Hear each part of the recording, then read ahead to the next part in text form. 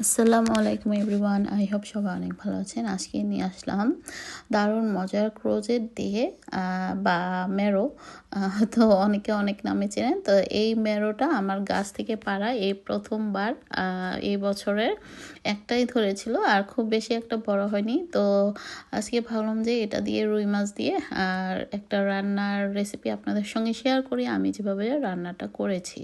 তো খেতে কিন্তু মাশাআল্লাহ খুবই সুস্বাদু হয়েছে। তো ভাবলাম যে আপনাদের সঙ্গে শেয়ার করি আমি কিভাবে রান্নাটা করেছি।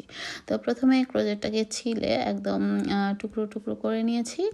তো খুব বেশি যে পাকাপোক্ত হয়েছে তা কিন্তু না, মোটামুটি কচিই ছিল। তো সেজন্য পেরে ফেললাম। খুব বেশি বাড়তি করে পারলে খেতে ভালো লাগবে না।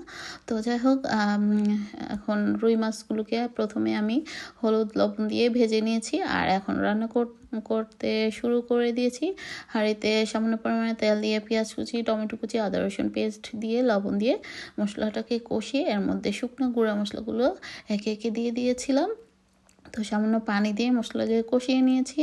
আর মশলা আমি কি কি অ্যাড করেছি সেগুলো তো আমি ডিসক্রিপশন বক্সে দিয়েই দিব, আপনারা চাইলে দেখে নিতে পারবেন। তো এই তো এখন ক্রোজেটগুলো দিয়ে সামান্য পানি দিয়ে আমি এটাকে কষিয়ে নেব বেশ কিছুক্ষণ।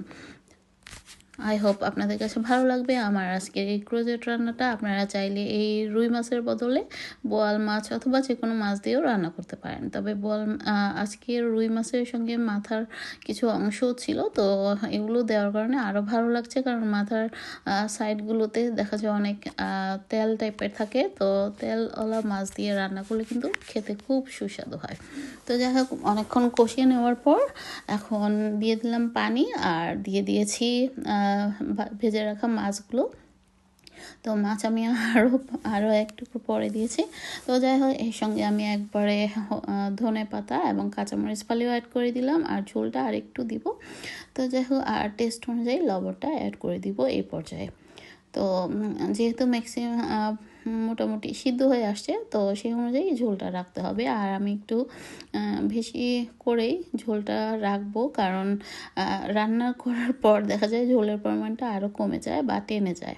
তো সেই অনুযায়ী আসলে দিতে হবে। আর এই রান্নাটা ফ্রেশ, একদম তাজা তরতাজা সবজি রান্না, গাছ থেকে পেড়ে রান্না করা, মানে খাওয়ার মজাই আলাদা আসলে। আর একটা হয়েছে, তারপরেও মানে শুকরিয়া এবছরের জন্য। আর খেতে সত্যি অসাধারণ হয়েছে।